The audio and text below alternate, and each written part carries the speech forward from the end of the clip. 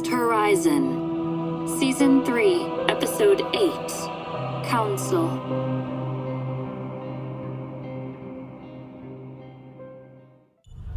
Slipline at full capacity. All incoming vessels ping as Alliance and Technocracy. Incoming transmission.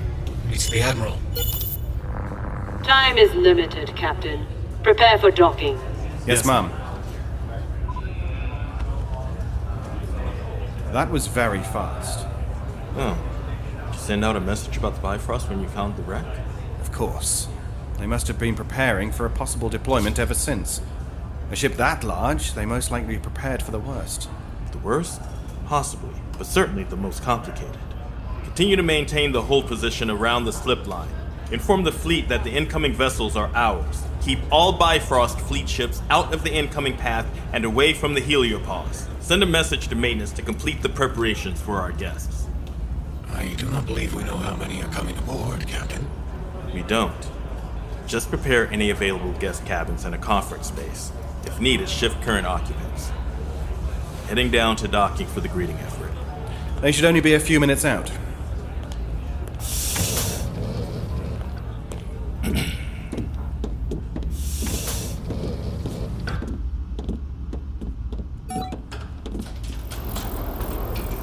Thought it would be a relief to have assistance arrive, but it doesn't feel that way.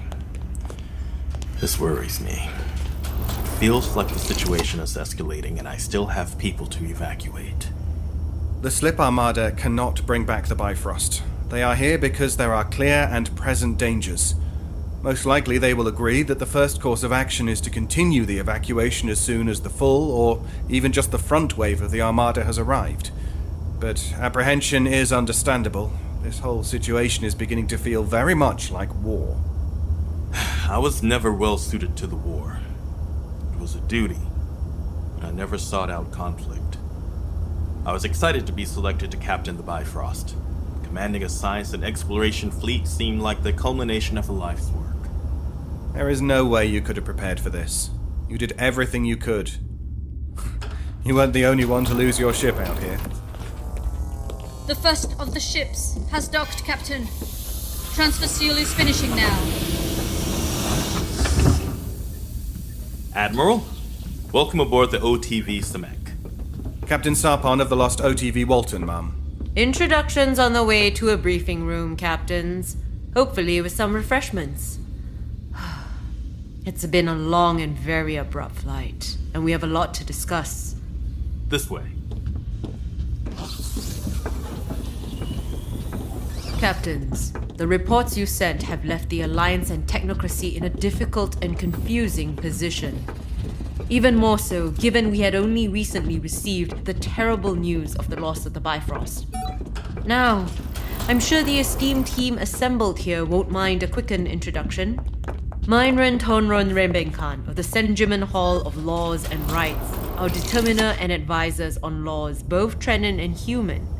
Dr. Levin Lamitz of the Social Sciences Council, our assigned xenoanthropologist. Xenocultural anthropologist, Admiral, with an additional specialty in xenobiology. Yes, and also Dr. Vaka Hope, interplanetary sociologist and economist, also of the Social Sciences Council. Shonron Banzan Genshen of the restored Tenwon Hall of the Alliance, a talented xenolinguist and representative of Alliance interests. And Dr. Shashi Kao Castillo, lead intelligence engineer for the University of Castillo and consultant on rogue AI. Not from the Computer Sciences Council. No, I prefer a more active role in my work than a place on the council would allow me. Here we are.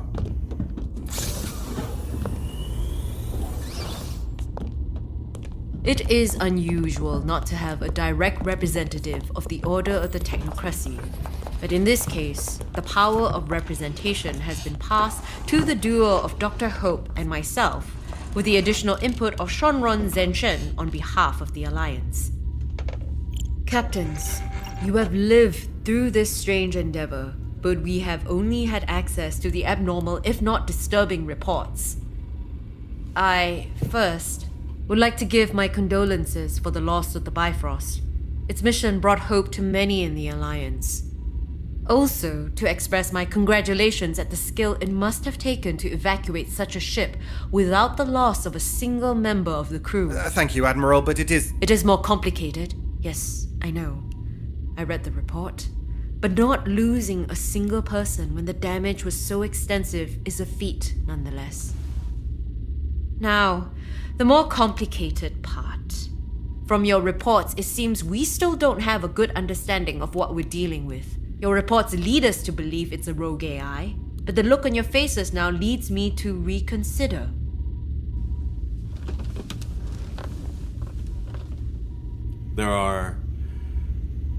We have uncovered some possible developments. 3 people aboard the Simek have now had direct contact with the entity, and our lead science officer, Dr. Mametja, has the updated data on the local system. We are bringing additional equipment on the final ships of the first wave, and I would like to see all the data Dr. Mametja has collected thus far. Anything and everything aboard the Simek is open to you, Dr. Shashi.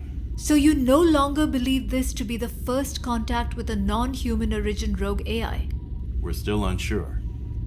Those with direct contact no longer see it as such. Those are who we must speak with. The witnesses. Captain Sarpon, could we get Sergeant Lawrence in here? He is still asleep. Dr. Shelley could not determine why, but she is attempting a safe stimulant to try and wake him. There are also the ex-Laki citizens Sanon and Anfin. Tell us more, and we can decide, Captain Sarpon. One of my crew, Gunnery Sergeant Lawrence, remained aboard the OTV Walton after the rest of the crew evacuated, and we have been told he had direct contact with the entity, but he arrived aboard the Simek via a damaged tin vessel, unconscious and has yet to awaken. The Tin An, Fiend Stonin, had interactions with the entity while aboard the Walton. We have only had a limited time to speak with her. The Tin hailed us in distress and was brought on board less than an hour ago. Additionally, Sanon Onroon, a prisoner aboard the OTV Bifrost, was... his evacuation data was falsified, similarly to that of Dr. Nolira Ek, and has had experiences with the entity aboard both the Bifrost and the Walton. Explain the falsified data.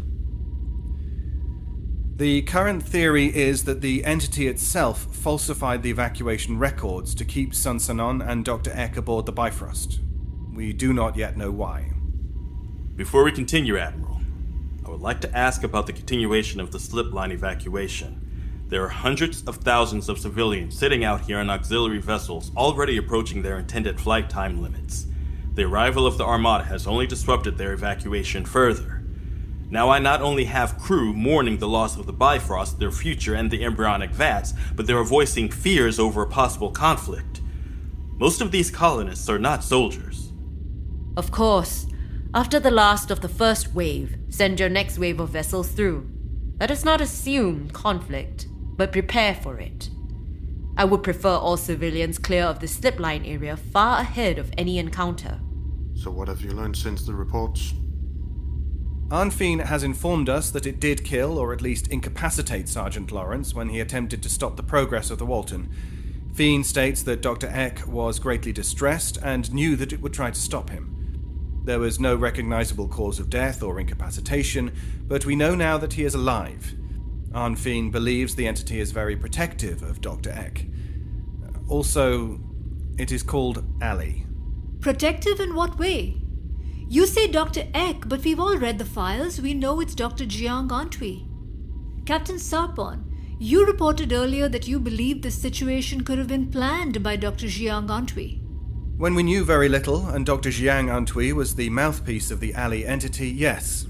Now we know that the scope of actions being taken are outside her or any individual's capabilities. Dr. Mametja just sent over her updated and condensed findings. They have been shared with the room. We can take better readings once the additional equipment arrives. But this is very extensive for what you have available. I did not know the Simek was capable of this type of work. Several of the small auxiliary vessels currently being used for the evacuation were intended as science vessels after reaching core. They were outfitted with better equipment than the Simek. And that is exactly on time. The equipment has arrived.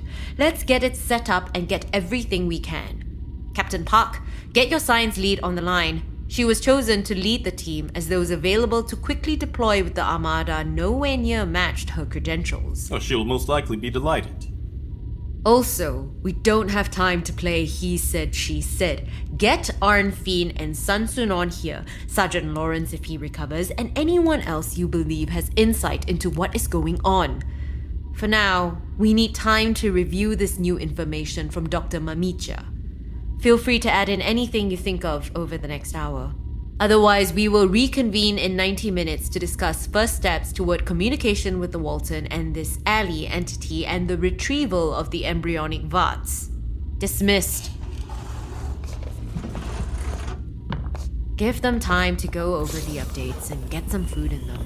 But we need to have a talk about the Walton and about Dr. Jiang Ontui. I know Nolira. I was part of the team that brought her aboard the Bifrost. I understand she has a somewhat deserved reputation, but I don't believe she's capable of this. She's not a criminal. Really, she's a very intelligent agronomist who's having a very difficult time visualizing any kind of life ahead of her. The way she was acting aboard the Walton, making demands, didn't seem genuine. If anything, she seemed honestly worried for our survival and that of the Bifrost crew. Given the evidence to clear her, or any singular person, we only need to determine why she's helping the alley along. Sergeant Lawrence may know more. Also Sanon, or even Mr. Barrow, the diplomat from the Cyroi 7. Yes, the other lost ship. The only one with casualties. But back to the Walton. Is there any reason, technical difficulties, sabotage, blockers, anything that should stop us from making contact? Not that I know of, ma'am, but we lost control of the vessel well before our evacuation. This entity controlled every ship in my fleet for days, Admiral. If it chooses so, I don't think a call will ever get through. We will see.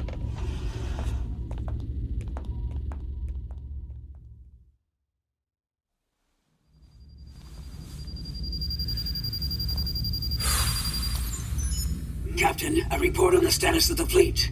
Our waves had to catch several of the fleet ships as they attempted to enter the system, as we discussed. But since the arrival of the armada, the attempts have ceased. Otherwise, the first wave of the armada has fully arrived, and the next wave of the evacuation has begun. Thank you, Graan. Certainly, sir. You sound tired. It's going to be another very long day, Graan. Please take care of yourself, sir. Your vessels and crew are in safe hands. I have no doubt. Keep me updated. Of course, Captain.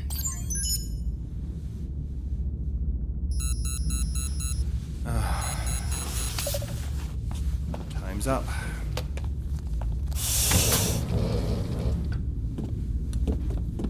Captain Sarpon. The prisoner is waiting in a nearby room, Captain. Thank you. Captain Park or I will signal when we require his testimonial. Mr. Barrow, please join us now. Mr. Barrow, I'm happy you included in this. I'm glad for now, but you'll have to forgive me if my mind begins to wander when you start going over the newest data specifics. I've had to put together a far more understandable report, at the Admiral's request. As we've all had time for a little bit of recuperation after the flight, let's begin. First, Dr. Mamicha has had time to conduct additional analysis using the equipment we brought over and has politely agreed to an understandable new analysis of the data. We also have with us now Mr. Auden Barrow, who has had numerous interactions with Dr. Jiang Ontui, and whom we trust with discretion given his diplomatic position. Prisoner Sanon, Onroon, and Arnfeen Stonen are waiting elsewhere if we require their testimony, though I have taken time to speak with Arnfeen and believe the greatest benefit would be to speak with Gunnery Sergeant Lawrence if he awakens. Now, Dr. Mamicha, let's get to it. Mamicha. My science team and I have been engrossed by what we've been able to uncover since leaving the heliopause, and after the quick attachment and calibration of the new equipment brought in by the armada, we have even more to look over. My lead team and I have put together this presentation given the data we've collected so far. It may not be pretty, but the findings are remarkable. First, the local system, the center of all our attention and the current location of the Walton, the VATS, and our mysterious happenings. Previously, each of the bodies in this system were written off as uninhabitable. The scans we had to work with were those from around 250 years ago. After the initial settling in this galactic cluster, we had begun our search for viable planets, with follow-up scans from 115 years ago, and then again from 10 years ago. Each time, scans indicated an array of problems: a volatile sun, extreme radiation, imminent depressurization, and more. The Exilarchy never made a push for this system, so do we assume they have the same data? Possibly. It would make sense. Even later Alliance and Free Planet scans said the same thing. Up until now. We may need to weigh the value and bring the Exilarchy into the room, even if just to access their data. They have stored data for many hundreds of years, more than the Free Planets. Though their involvement would not be without its consequences. There is no mandate saying we must, as the Exilarchy has refused to sign many of the interplanetary and spacefaring treaties. There are also great benefits. We cannot count out a powerful player. Sanon Onroon may be a prisoner, but he is still permitted communications. And Arnfeen Stonen is here under our protection, having returned an injured officer to our charge. We cannot silence them. Legally, we can censor the convicted criminal. Sanon never underwent a full trial, and has been promised a retrial. This is true. For now, we'll learn more. We can make the discussion later. Doctor, please continue. These are the scans from today. Same number of planets and moons, same orbits, vastly different information. One of the planets is not only habitable, but thriving. Similarly, there are 2 large habitable moons. What kind of life? We don't know. Some scans work. Density, composition, radiation, simple physical characteristics. But others, no. Our ability to study the life on the surface is limited to our incredibly distant visual scans. We can't seem to get much closer than the exosphere, like trying to watch an anthill from across the Natural Science Center. Why now? Why what? Why are we able to get this information now? How do we know this is true and not the older scans? Habitable planets and valuable resources are cliché lures. Ah, yes. So after the Bifrost fleets began to exit the asteroid belt, we slowly regained access to some of our close proximity scans. The minimal tools needed to properly navigate space, like those used on atmosphere planes. These scans recorded the asteroids we passed, including the dwarf planets, as viable mining locations, contrary to previous knowledge of the area. Per the report, you still did not have command of the vessels at that time. Those scans alone cannot be trusted. That is correct, ma'am. We did not have full functionality restored, only a few operations. We were not in control of our heading at the time. But that does not prove which is true and which is false. The scans you received could have been false, given that the fleet was still under influence. Yes, it's possible, which is why we had to come up with proof the old-fashioned way, looking with our own eyes. Here you'll see an image drawn by aerospace engineer Senkan Myonjin, a survivor from the Cyro 7. Senkan's evacuation pod passed by an object, which is depicted here. Senkan reported that it was without comparison to the known designs of both Trenin and human works, with which my science team and the engineering team agreed. Something similar in form passed by a fleet as we were still exiting the local system, but it was viewed through windows both with and without interfaces.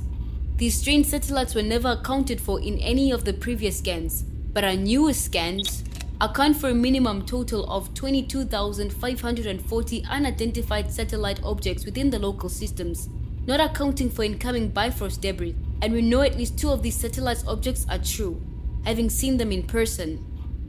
So many constructed satellites would never have gone unnoticed before. We were never able to see them before. If any data coming out of the system had been modified previously, we never would have known, or more accurately, we would have known whatever it wanted us to know. So we can see the system, we can see the satellites. Can we see the Walton? We cannot tell which scan is the Walton via any information the Walton would usually provide, but we do believe that a moving body of similar size and density approaching the habitable planet is the Walton. False information had been in place for at least 250 years. Why have the scans been permitted now? As of my conversation with Sanon, we think that Ali no longer cares. Ali has all the information now. If it can control and communicate with ships with such ease, contact with the Bifrost gave it everything. Every schematic, details on our history, access to the slipline request net. It had access long enough to pull anything it may have wanted or deemed necessary. Let us not move too quickly. First, we believe the local system to be inhabitable. Second, some entity deemed Ali has stolen the Walton and kidnapped embryonic vats of the Bifrost. What we must focus on is determining a safe and expedient way to return the embryos to the Alliance. This means identifying a possible contact for negotiations, be it Dr. Xian Antwi or this Ali, or determining a means of extracting the vats. And we may have more information to work with. Gunnery Sergeant Lawrence just woke up. Dr. Shelley says his scans have come back normal and he's now well enough to be sent up to speak with us, if you would like to see him now, Admiral. Yes, if he is able, send him up. Yes, send him up. Thank you, Doctor. He's on the way. Dr. Mamecha, please continue. All our previous data has been confirmed and my and Mr. Barrow's theory strengthened. The pulses of charge seen through the medium are not the natural form seen in other interplanetary mediums, but more aligned with brain activity on a massive scale. It's thinking and acting through those highly organized charges. Stop! Say that again? The interplanetary medium is acting like a brain on a system-wide scale, using the exchange of ionic charge to process massive amounts of information, make decisions, and enact change on the space within it. So, it is alive? What do you consider life? This is not the time for the philosophical. This is an intelligence, a sentience. But how? We could not create something on such a scale. Is it engineered, natural? I cannot tell you. I don't know. If it is alive and sentient, this is a discussion not of combating a rogue AI, but of navigating a first contact. Yes, it has inherent rights under the laws of both the Technocracy and the Alliance. Laws continuously updated since our first species encounter over 250 years ago. How can we make a determination like that? How can something on such a scale, not just a planet or station, but a whole system, how can we assume it shares any regard for the laws or morals we have in place? Should we assume it does not? To do so would eliminate all possibility of diplomacy. We cannot make speculation. To do so would endanger us further. We will discuss the actions that led to the abandoning of your post later, Sergeant. But for now, how are you feeling? Fine, sir. Sorry about the chair. My fine motor coordination is still coming back to me. But I'm improving rapidly. I'm prepared to discuss what I remember of my time on the Walton with Nolira and Ali. Good. I don't think anyone here is keen on waiting. This is Gunnery Sergeant Samuel Lawrence. He was the only member of my crew to remain behind on the OTV Walton at the time of our coerced evacuation. Sergeant? Admiral, doctors, Captain. Welcome, Sergeant. We have more than a few questions. Certainly, Admiral. We don't have time to start from the beginning, so be concise. Why did you stay aboard the Walton? How were you able to, given the express commands from Dr. Ziang Antwi? I had worked as the personal guard for Dr. Zhang Antwi Nolira during her time on the Banan Blocker project, ma'am. Additionally, I was part of the team that failed to protect her from the abduction which led to her imprisonment on the GDIV Ran 1. Because of our history, I was surprised to find she was still alive when we rescued her and son Sanon from the Bifrost. I did not believe she was capable of enacting such a scheme, that is, the kidnapping of the Vats, so I tried to stay behind to confront her and hopefully return the Vats. Given the control of this Ali entity, why were you permitted to stay? Sir, Ali cares for Nolira in some way. It wants to befriend her and sees value in Nolira's presence. Given that Nolira was emotionally distressed from the actions underway, Ali permitted me to stay. It said something about solitude being bad for people's health. Ali saw me as a tool to help Nolira, and as no threat to the emergence. The emergence? Yes, Admiral. From what I understand, Ali intends to use the embryos from the Vats to start a new colony on the local system planet. It calls the development of this new society the emergence. Sergeant, what is Ali? First, I thought it was a computer, but it's not. It even said so itself. When I asked, it said it was a living thing, but given its understanding of our classifications, it would not consider itself biological or artificial.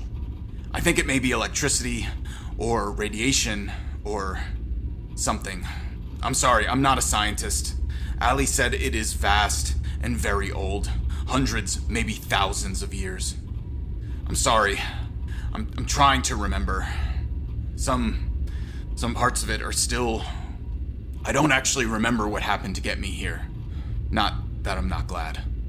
What's the last thing you remember, Sergeant? I was with Fiend. Dr. Shelley told me Fiend is here and fine, so that's good. But I was with Fiend in the tin, and I told her to distract Nolira. When she went to do it, I put on an EVA suit just in case, and started toward the engine room in an attempt to stop the Walton's progress. I grabbed a plasma torch and went to the engine room. Then... nothing. Yes, well, from the information we have from Anfine... Perhaps now it's not the time for this line of inquiry. Given how much the Sergeant has been through, I understand it is important, but we must focus on the larger matter at hand. I have to agree. We must continue. If you can continue, Sergeant, please. Right. What would you like to know? More of this emergence and how it is that Ali intends to enact it. It is difficult to think that the intention is to raise 44,000 embryos into... It killed them. Killed who? The embryos? No, the planet's people. The planet we were headed to. Ali had been hiding them and sending false information to our scans for years. Hundreds of years. Further confirmation. The planet and the moons, the habitable ones, they used to have people on them. A species, millions, billions, I don't know. Ali killed them all. Me. I think Ali killed me. How? How did it kill them? Why did it kill them? Sergeant? Lawrence. There was a point when Ali said that completely eliminating a race of beings was not a future answer. Eliminating a race of beings was not a future answer since it had made that mistake before. That it had eliminated 3 planets worth of people. The planet and the 2 moons, I think. That's consistent with the findings for the habitable bodies in the system. So the satellites are the remnants of those people. Those planets contain the remains of an entire undocumented species? We cannot allow the perpetrator of their genocide to destroy all that is left of them. Sanon said something like this once. That it told a story about its past. Get the sun in here. If the species was advanced enough to colonize a planet other than its origin, we may be looking at unknown styles of weaponry and planetary defense systems. To do such a thing, perhaps some are left alive on planets somewhere, or outside the system. Those that I eliminated are gone, absolutely. That is what it said. Ali said, word for word. Some system on the planets it could control. Is Ali itself a weapon? What stopped it from killing us all while we were in the heliopause? Nolira. It is true. The thing wishes to protect Nolira, and it values her happiness. Admiral, doctors, this is Sanon Onroon. Go on. When it kept us aboard the Bifrost, we wanted to study how we interacted. When we were brought aboard the Walton, Nolira came to me to discuss a distressing matter. She believed the Bifrost AI had followed her on board. It eventually revealed itself and made claims for its power. But the only thing that stopped it from killing me, and most likely others, is Nolira. That sounds more like the Nolira I remember.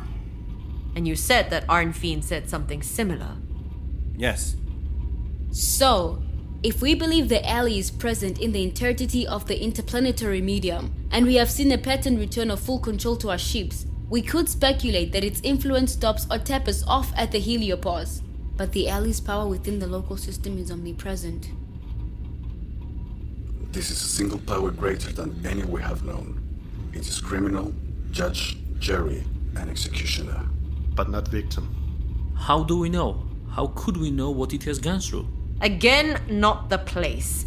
We need solutions. How can we get back the vaults? Stop this emergence?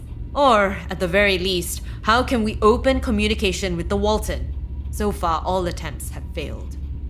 I may have an idea, Admiral, if I may continue the presentation. Please. Now we move into further speculation. If we can get close enough using the gaps in the edge of the heliosphere, moving from one section of external magnetic force to another, we should be able to get within short-range capabilities of the Walton.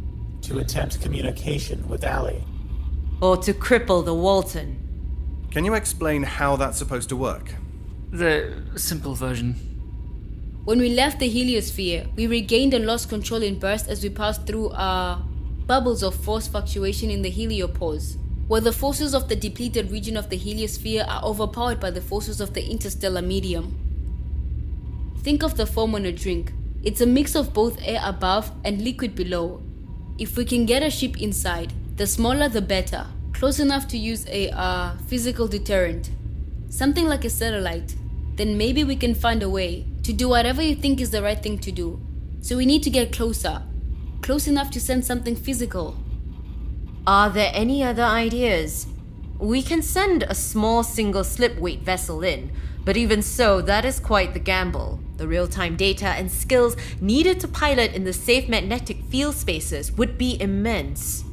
Well, yes, which is why we would need to outfit a single slip with advanced radiation and magnetic scanners, and we would like permission to attach a magnetic field generator to the vessel. We believe it would disrupt the heliosphere forces enough to minimize the alley's control, but it would certainly be noticeable. All of that is speculation. Yes, I'm not a military engineer. Neither am I well versed in this alley. No one is. But this isn't something we can combat in a typical way. We're looking for ways to redirect and lessen cosmic forces. Do we have a computer that can pilot that quickly? Possibly. It could be difficult to get a program checked quickly enough. If you don't have one, I'll make one. How long will that take? A few weeks. We do not have that much time. We must work quickly to stay within the bounds of our moral ordinances. We have several pilots, some of the best from the Armada. They specialize in single-slip vessels. This is hazardous.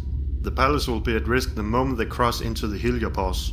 Yes, but if the magnetic shield works, we could even get close enough to make direct contact with the Walton. I'm sorry, Doctor, but this seems like a terrible idea. How can we know it will work? All information we get could be false. We can't test it. Yes, and yet we must make attempts to reach out to this alley. We must find a way to open a dialogue. There is so much here we could learn from. Sentience on a cosmic scale is not just something to be feared but awed. Life perceived in a way we cannot begin to comprehend. But first contact has already been made. The alley selected Dr. Jean Antwi as its own point of first true contact. If we think of why, we have few lines to draw. They are killers. Harsh, but true. It is a strong bond. Guilt. Or a feeling of responsibility. Do not assume it feels guilt. I won't. Dr. Mamecha, is this really what you see as the best route forward?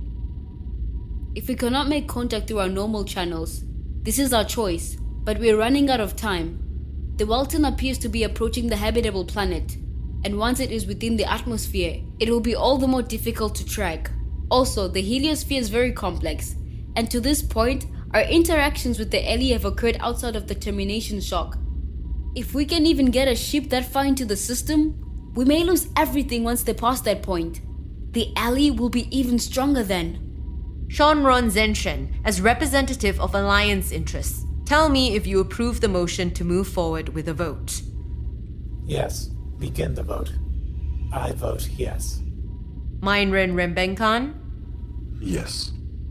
Dr. Lamids? Yes. Dr. Hope? No.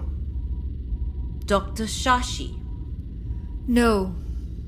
And I vote yes, which means we move forward with the plan. Dr. Mamecha, the engineering team and equipment of the Armada is available for you. Let's get a single slip outfitted as soon as possible. Yes, Admiral. Captain Park, Captain Sarpon, continue with the evacuation. Dismissed. No good will come of this. We are open to more ideas. I have none. I have been on the losing side of war before. I know this feeling.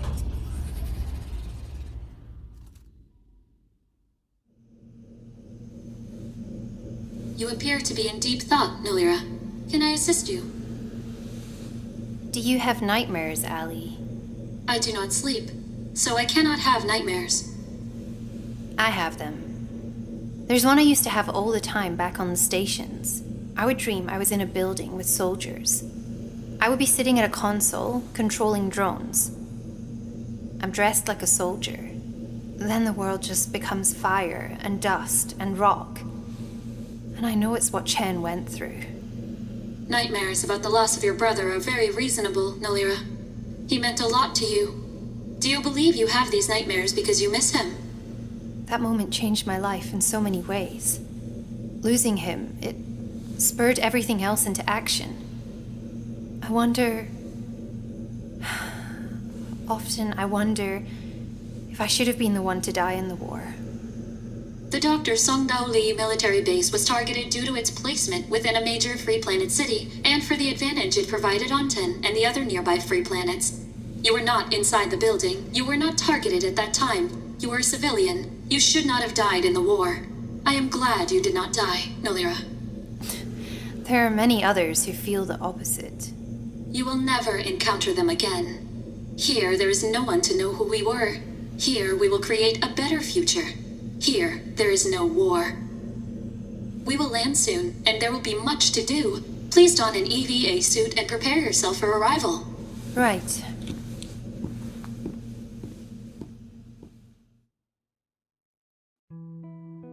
Vast Horizon, Episode 28, Council. Written and created by K.A. Statz. Produced with sound design by Travis Vengroff. Mixed and mastered by Brandon Strader, with senior sound designer Dayn Leonardson, and featuring executive producer Dennis Greenhill. Starring Siobhan Lumsden as Dr. Nolira Eck, Tanja Milojevic as Ali, A.R. Olivieri as Sergeant Lawrence, Tienye Skarkson as Arnfinn Stonen, David Ault as Captain Sarpon, Lani Minella as Commander Graan, Daniel Demerin as Sanon Onroon, L. Jeffrey Moore as Captain Park, David Devereux as Auden Barrow, Su Ling Chan as Admiral Lau, Peter Joseph Lewis as Kenpenin Trun, and Benja Zaharlawa as Dr. Nyoto Jemison Mametya. Also featuring Lex Ellett, Daniel Munoz, Georgi Pruitze, Mikhail Heitner, Dario Oman, Cheryl Kanekar, Vic Ramirez, and Carolyn St. P. The title theme, Adrift, was written by Brandon Boone, arranged by Stephen Malin, and performed by the Budapest Scoring Choir. Translations were provided by Sophie Yang and Hannah Quirikia. This episode would not be possible without the support of our listeners on Patreon. Please consider supporting our show at patreon.com/foolandscholar or by sharing this show with a friend. This production is copyrighted 2021 by Fool and Scholar Productions, and Vast Horizon is a trademark of Caitlin Statz. Thank you for listening.